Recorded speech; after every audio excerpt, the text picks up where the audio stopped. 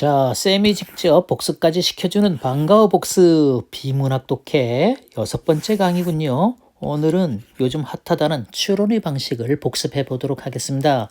연역법, 귀납법, 변증법 구별하는 거 확실히 해둬야 요즘 출제되는 논리 문제 해결할 수가 있겠죠. 자, 그럼 공부 들어가 보실까요? 추론의 방법, 문제 유형이 나와 있고요. 이 부분 문제를 해결하기 위해 반드시 알아둬야 될 공식이 나오고 있군요.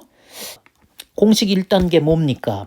주어진 글을 화제와 중심 내용으로 요약 정리하는 거죠. 비문학 독해 문제는 화제와 중심 내용으로 요약 정리하는 것, 이게 기본입니다. 이렇게 정리를 했다면 다시 한번 봅니다. 봤더니 정반합의 원리가 사용되고 있더라. 그러면은 변증법이죠? 아니다. 그럼 2번 단계로 갑니다. 두 가지 상반된 전제가 나오느냐? 나온다.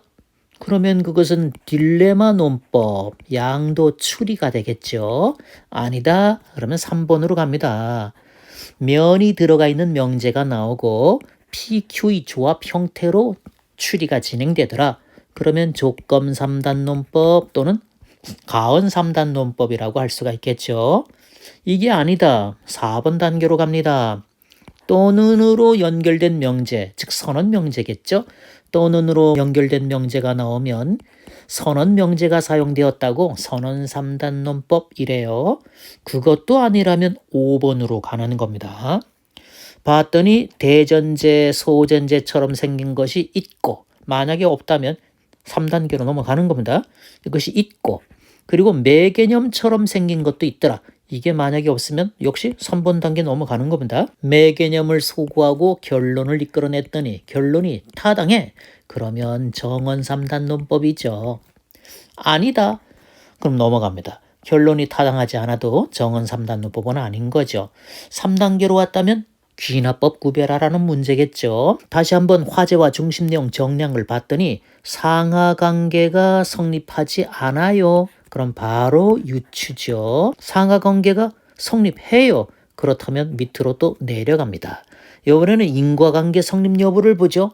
인과관계가 성립한다. 그럼 인과적 귀납추리. 안 한다. 그러면 통계적 귀납추리입니다.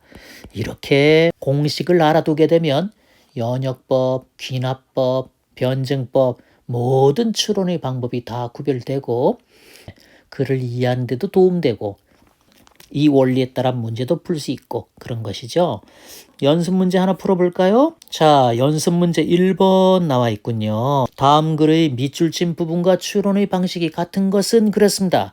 그러면 이 밑줄 친 부분을 간추려야 됩니다. 간추렸더니 뱀에게는 뱀, 발이 없는데 발이 없대요. 당신은 왜 발을 그렸어? 당신이 그린 것은 뭐가 있다는 겁니까? 발이 있다는 겁니다. 자, 1번 정반합의 원리에 따라 전개되는가? 아닙니다. 그럼 2번 단계로 가는 거죠. 두 가지 상반된 전제가 있는가? 아닙니다. 3번 면으로 시작되는 명제가 있는가? 만일 뭐뭐라면 오직 뭐뭐라면 없다. 그럼 네 번째 또는으로 연결된 명제인가? 그런 거 없어요. 5번째 대전제처럼 생긴 것이 있나요? 있네요. 모든 뱀은 발이 없다. 이거네요. 그런데 당신이 그린 것은 발이 있대요. 발까지는 똑같았는데 이거는 X고 이거는 동그라미니까 이건 뭔가 통일성이 없네요. 그럴 때는요. 대전제를 대우명제 형식에 따라서 바꿔줍니다. not Q이면 not P이다. 이렇게 바꿔줘요. 그럼 발이 있는 것은 뭘까요? 뱀도 부정해줘야 되겠죠? 뱀 아냐? 이렇게 해줍니다. 그러면 발, 매개념 소구하고 결론 내리니까 당신이 그린 것은 뱀 아냐? 자, 우리가 내린 이 결론이 지문 속에 들어있어야 돼요. 있네요. 내용 똑같아요. 그러면 정언 3단 논법이다. 이렇게 결론 내리는 거죠. 1, 2, 3, 4 중에서 정언 3단 논법 또는 연역법을 찾아봐야겠네요. 1번 모든 곤충은 다리가 6이다. 모든 개미는 곤충이다. 모든 개미는 다리가 6이다. 벌써 우리가 눈치를 챘겠지만 공식 순서대로 한번 따져볼까요? 정반합 없다. 두 개의 상반된 전제 없다. 면 안 나온다. 또는으로 연결된 명제 없다. 그렇다면 대전제처럼 생긴 거 있나? 있다는 겁니다. 뭔데요? 모든 곤충, 개미를 포함한 모든 곤충, 이게 넓은 범위죠. 다리육, 다리가 6개래요. 자, 지금 결론하고 소존재는 순서가 바뀌었다고 봐야 되겠죠?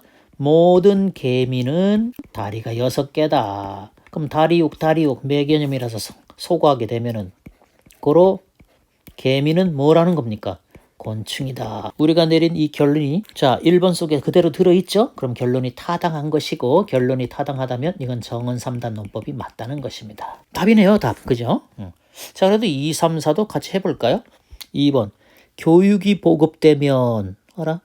면이 나왔으니까 조건 3단 논법이 아닐까 눈치를 챌 수 있는데 좀 더 보죠. 문맹이 타파된다 그랬습니다. 문맹이 타파되지 않았다. 그러므로 교육이 보급되지 않았다.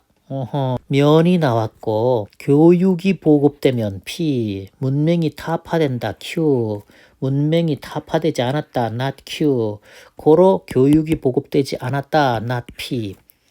면 나왔고 PQ의 조합 형태가 나왔군요. 바로 조건 3단 논법이라고 해야겠지만 아직 우리는 초보 단계니까 여기 정반합 없어요. 2가지 상반된 전제 없고요. 면 나왔어요. 그리고 PQ의 조합 형태도 나왔어요. 나왔으니까 뭐 조건 3단 논법 이렇게 결론을 내릴 수가 있겠죠. 3번 내년은 평년이거나 이거나 이거 또는으로 연결된 명제 아닙니까? 또는으로 연결된 명제는요. 선언 3단 논법일 가능성이 높겠죠. 아닐 수도 있어요. 2가지 상반된 전제가 나온다면 그때는 딜레마 논법일 수도 있어요. 그러나 뒤를 읽어봐도 2가지 상반된 전제는 없네요. 따라서 따져보죠. 1번 정반합 없음. 2번 2가지 상반된 전제 없음. 3번 면 나오고 PQ의 조합 형태 아님. 4번 또는으로 연결된 명제. 어디 그럼 볼까요? 내년이 화제군요. 평년 이걸 A라 그럴까? 또는 윤년이다. 그럼 둘 중에 하나를 선택하고 나머지를 선택하지 않는 것으로 결론이 내려지겠죠. 내년은 평년이다. A를 선택했네요. 그럼 B를 선택하지 않아야 되는 것이죠. 그러므로 내년은 윤년이 아니다. B를 선택하지 않은 것으로 결론 내려졌네요.